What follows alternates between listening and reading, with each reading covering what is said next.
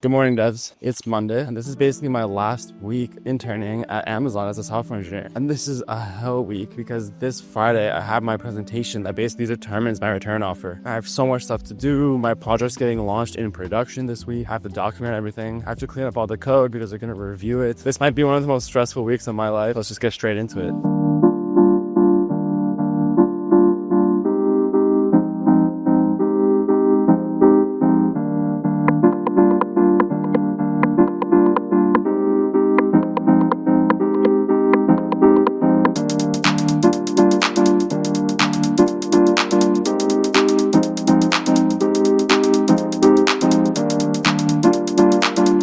The to-do list for this week is absolutely crazy. Because my final presentation is on Friday, that means this week I have to basically perfect everything. And in about 15 minutes or so, my project's getting released in production. And as we all know, there's no way in hell this is gonna go smoothly. So let's see what happens.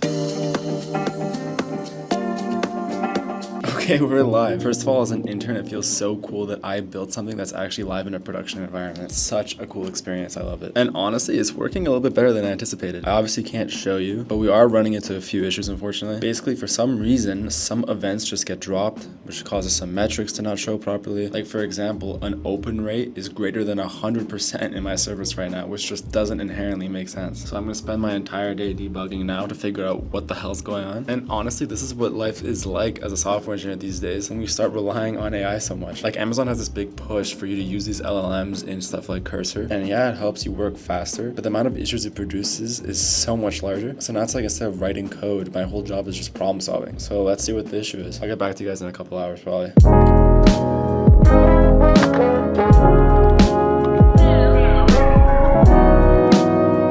It's 5:30 right now, and I finally fixed everything. Besides a bunch of little small tweaks, I had a big issue where in production, basically, the events we were receiving were way larger than I thought. So I had to go ahead and implement some sort of batching. So for example, like, let's say you got 3,000 events. I would break this down to process these in groups of like 300 at a time, for example. So yeah, basically now we're live in production and everything's working smoothly. We just have to add support for these remaining event types, which I'll touch on tomorrow. I'm so burnt out. I've been sitting at this desk all day. Let's go hit the gym. I'll see you shortly. All right, I'm at the gym now and we got a little surprise. Look what I'm here with. Surprise cameo on the channel. It's my brother Lucas. Lucas codes. Yeah, absolutely. Can you even tell which one?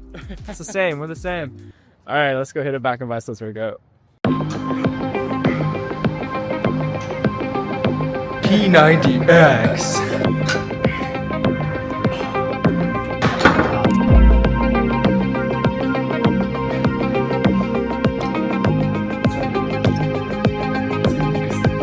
It's been a while since we worked out together.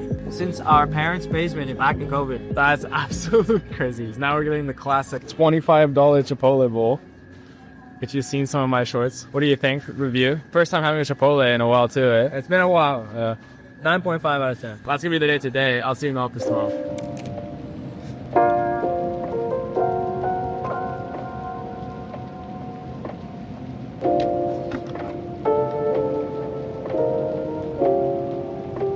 Yeah, so everything's live in prod. I'm just and then also adding some integration tests to my service. Yeah, just cleaning up some of the dashboards, and that's about it. And that's all.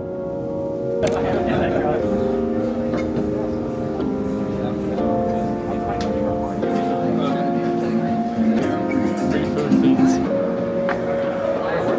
In line for the free food right now. What the hell is this? We're gonna turn down free food. So random.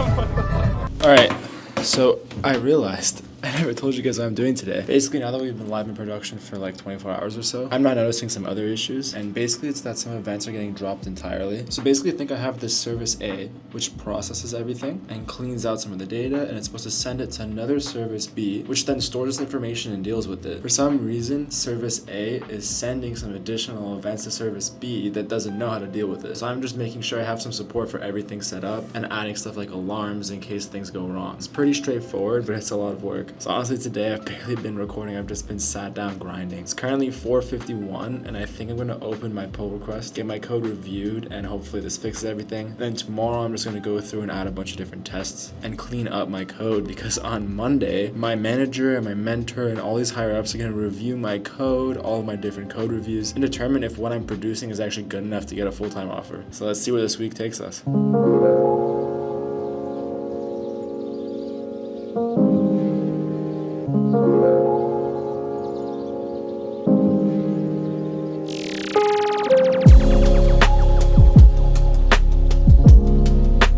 Okay, it's Wednesday because I just wanted some uninterrupted time as I came to this cafe. I'm just working through the application now, trying to script it, think about like the business impact on the project, stuff like that, how we can improve it, what next steps are, what I learned. Because yeah, like I said, that presentation kind of does determine your return offer, so I'm a little stressed. So I'm basically going to dedicate the entire day today just on working with that. I'm actually meeting with my manager and my mentor in the next couple of hours to go through it. So I'm going to head to the office now and deal with that.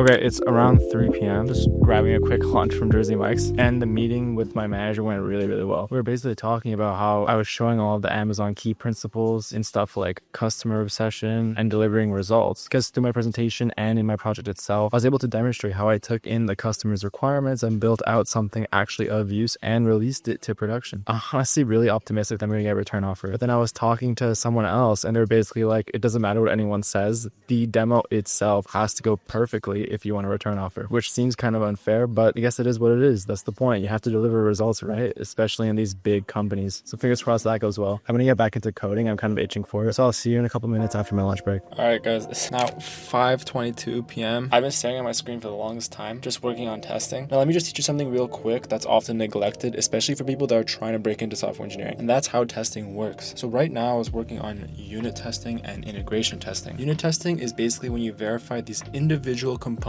work as they should. Say, for example, I wanted to calculate the area of a rectangle and I gave it the length and the width. This function does that properly. But then integration tests work on testing all of these different components together as one. And it's to verify that all the parts in the system work together correctly and data flows properly. So say, for example, if a user registers on your website, you then have to store their information in a database and then send them an email confirmation. So an integration test will be testing all of that workflow at once. And this is incredibly crucial because you basically need to have 100% coverage in both your unit testing and then for your integration tests, so you could kind of prevent any errors you have in production. So that's what I'm doing right now, just going ahead and making the test even more thorough. Anyways, I've been sitting in this office staring at screens for way too damn long. I'm gonna go home and go on a long run, touch some grass. It's honestly the highlight of my day.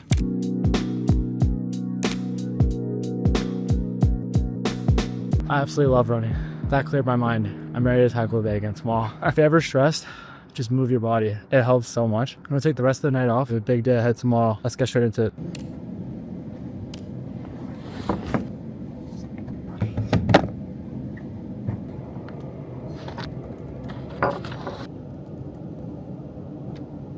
You know what's crazy? Amazon only gives us one free coffee a day. After that, you have to pay like $4 if you want a latte. Kind of crazy if you ask me, especially when all these other big tech companies are getting like free meals, a gym, massages to their employees. Meanwhile, we're out here fighting for a coffee. And there's a rumor that Bezos wanted to actually remove this free coffee now that there's a mandate to return to office. Like, that would be absolutely crazy. But I'm still very grateful to get this one free coffee, I'm not gonna lie.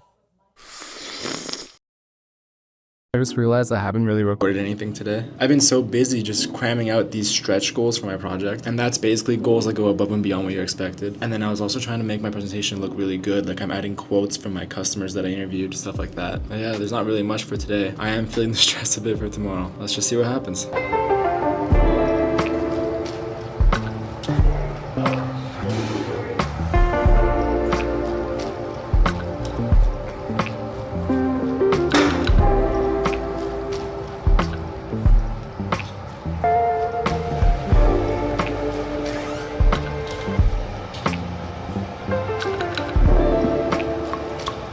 What a good workout. Running in the gym really helps me de-stress, especially in these high pressure situations. I'm just gonna take the rest of the night off, clear my mind, so I'm ready to attack tomorrow. This is it. Let's see if I can secure that return offer. But before we get into that, one of the single best resources for breaking into these big tech companies like Amazon is the sponsor of today's video, AlgoMonster. First of all, if you want a 6-figure plus software engineering job, it is a non-negotiable to get really, really good at leak code. It's like 90% of your interviews. And AlgoMonster doesn't teach you to memorize. They teach you to master. And this is because they use something called pattern-based learning. This is the single best way to learn how to solve these software engineering interview questions because there's actually a small set of 8 patterns that every single question is based off of. So instead of wasting your time struggling to memorize everything, you just have to understand these patterns so you can adapt them to different situations. What I find super cool and unique in particular is their flow chart approach. I knew, at least for me, one of the biggest problems I had with these interview questions was knowing where the hell to start, and nobody explains it to you. So when you first open these questions, just go through these flow charts, and then you could be able to identify which pattern this identifies to and then which template to use to solve the question. It gets so much easier. And then when you're actually going through the process of learning all these problems, you have an AI assistant to help you go through each solution so you never get stuck and waste hours and hours on just one question like I and so many of you do. So if you want to join the over 1 million users that got into these big tech jobs because of AlgoMonster, I highly recommend you check out the link in my description right now. Anyways, let's get back to the video. Good morning, guys. It's Friday morning and it's presentation day. This is it. I could barely sleep last night from the nerves. But whatever, we just gotta get through it. This is that final part of the hill. I decided I'm actually not gonna bring my camera with me at all so I could just focus on everything because I didn't want to have any regrets in case I ended up messing up because I didn't practice enough. But before, I thought I'd tell you guys what 2 coding languages I use the most at Amazon over my internship and what you could do to learn them. So the first is Java. Java is like 80% of Amazon's existing code base, and so many big tech companies use it because so much legacy code is written in it. So I work with Spring Boot in Java in particular, and honestly, it feels like learning Spring Boot is a cheat code to land these big tech jobs. So to learn Spring Boot, the absolute GOAT is Amigos Code on YouTube. I've watched so many of his tutorials, from his Java tutorials to his Spring Boot courses, and he even goes in depth with stuff like Spring Security, which is what Mpor's security actually uses. So I highly recommend you check that out. Now, I also primarily worked with the AWS CDK, which stands for Cloud Development Kit. So this means I also had to work with TypeScript. TypeScript or JavaScript are the most in-demand coding languages in 2025. So obviously learning this is a great thing to do. I already knew JavaScript beforehand, but to learn TypeScript, I watched this 5-hour bootcamp by Free Code Camp. And if I were you, I would also build out a project with it. So I really like this Calendly clone, also by Free Code Camp. Learn those 2 coding languages and you're set. Anyways, I'm gonna go to the office, take it right back up when I'm back. Wish me luck.